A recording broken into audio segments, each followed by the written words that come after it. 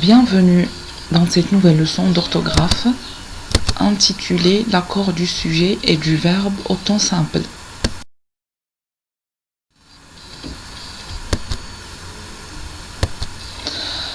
Donc, essayez de lire ces deux phrases. Les colliers de maman sont magnifiques. Nos parents mangent dans le même restaurant. Alors, essayez de souligner le sujet et d'entourer le verbe dans les phrases suivantes. Les colliers de maman sont magnifiques. Nos parents mangent dans le même restaurant.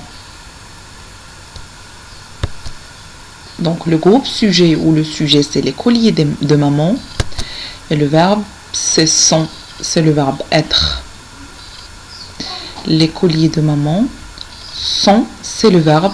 Et les colliers de maman, c'est le groupe sujet. Dans la deuxième phrase, le groupe sujet, c'est nos parents. Et le verbe, c'est mange. Nos parents. Et le verbe, c'est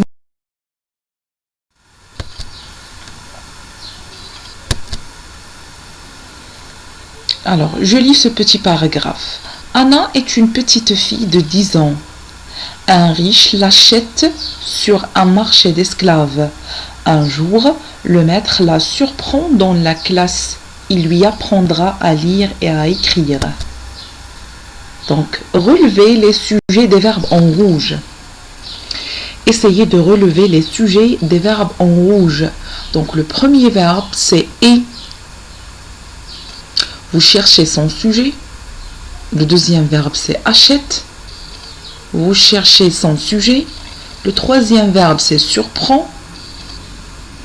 Vous cherchez son sujet. Et le dernier verbe, c'est « apprendra ». Vous cherchez aussi son sujet. Donc, pour « est », le sujet, c'est « Anna ». Anna est une petite fille de 10 ans. Donc, « est », le sujet, c'est « Anna ». Pour « achète », son sujet, c'est « un riche ». Donc, un riche l'achète. Si on cherche ensemble la nature, la classe grammaticale de L', c'est un pronom. C'est un pronom. Pourquoi c'est un pronom? Car il est placé avant un verbe. Avant un verbe. Donc, essayez de remplacer le L', d'accord, par le nom qui convient. Un riche achète Anna. Un riche achète qui? Un riche achète Anna. Donc, c'est quoi la fonction de Anna dans cette phrase? Un riche achète Anna. Un riche achète qui? Un riche achète Anna. Donc, Anna ici, c'est un complément d'objet direct. C'est un COD. Si on vous demande de remplacer ce COD par un pronom COD, donc, on va le remplacer par le pronom la. Anna, c'est un nom féminin. Donc, on va le remplacer par le pronom la. D'accord? Les pronoms COD se placent avant le verbe.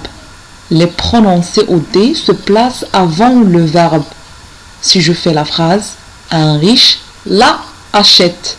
Un riche la achète. Donc, la, a, achète commence par A. Donc, on a deux voyelles. On enlève la première et on ajoute l'apostrophe. Un riche la achète. Pardon, un riche l'achète. D'accord? Un riche l'achète. Donc, le sujet du verbe achète ici, c'est un riche. Le L' ici, c'est un pronom COD. Sa fonction, c'est un pronom COD. C'est un complément d'objet direct. Un riche l'achète sur un marché d'esclaves. Un jour, le maître la surprend dans la classe. Donc, je cherche le sujet du verbe surprendre. Le maître. Donc, un jour, le maître surprend qui? Surprend Anna. Un jour, le maître surprend Anna. Donc là, ici aussi, c'est un pronom COD. On doit le placer avant le verbe.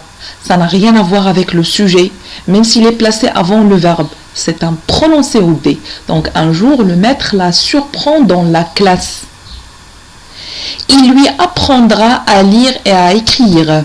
Le sujet du verbe apprendra ici, c'est il. Il apprendra. Si on remplace lui par un groupe de mots, il lui apprendra. Il apprendra à Anna. Il apprendra à Anna à lire et à écrire. Donc, à Anna ici, c'est quoi sa fonction? Il apprendra à qui? À Anna. Donc, à Anna, c'est un complément d'objet indirect. C'est un complément d'objet indirect. On a déjà signalé les deux pronoms COI. On a lui et leur. Et pour les pronoms COD et COI, ils se placent, d'accord? Lui et leur se placent avant le verbe. Avant le verbe. Donc, il lui apprendra à lire et à écrire. Donc, lui, ici, ça n'a rien à voir avec le sujet. C'est un pronom COI. Donc, il apprendra. Le sujet de apprendra, c'est il.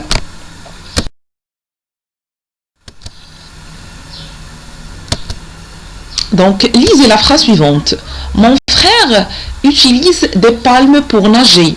Mon frère utilise des palmes pour nager. Remplacez mon frère par mes frères. Que constatez-vous? Remplacez mon frère par mes frères. Donc, mon frère, on va la remplacer par mes frères. Et on va faire la phrase. 1 minute. Vous devez faire vous-même cette phrase. Donc, mes frères utilisent des palmes pour nager. Mes frères utilisent des palmes pour nager. Que constatez-vous? Que constatez-vous? Vous avez changé mon frère par mes frères.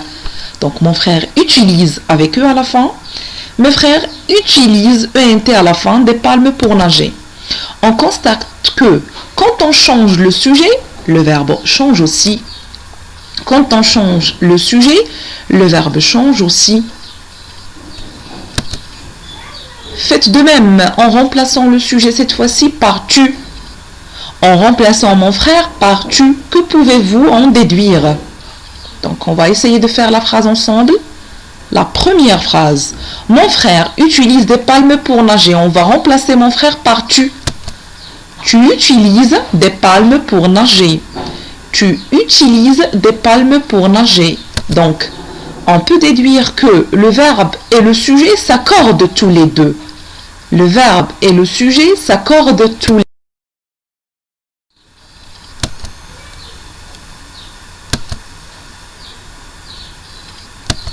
Donc, la déduction de la règle, le verbe et le sujet, ils s'accordent. Donc, le verbe s'accorde avec le sujet et le sujet s'accorde avec le verbe. Alors, suivez avec moi. Le verbe s'accorde en nombre avec son sujet au temps simple. Qu'est-ce que ça veut dire le verbe s'accorde en nombre? C'est-à-dire, quand le sujet est singulier, le verbe doit être aussi singulier.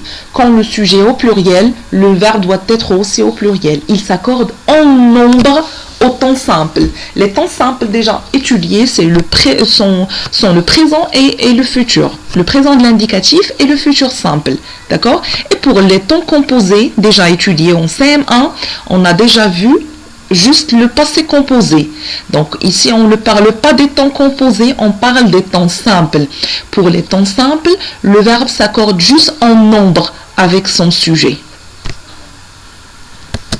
Vous devez faire attention, donc le sujet est souvent placé avant le verbe. Parfois, il est placé après le verbe. Donc, bien sûr, le sujet n'est pas toujours placé avant le verbe. Il peut se placer après le verbe. On dit il est inversé dans les phrases interrogatives, par exemple. Notre leçon d'aujourd'hui, pour un exercice d'entraînement, vous faites l'activité 1 de la page 157 à faire sur le cahier de maison. Voilà, c'est tout ce qu'il y a. Au revoir.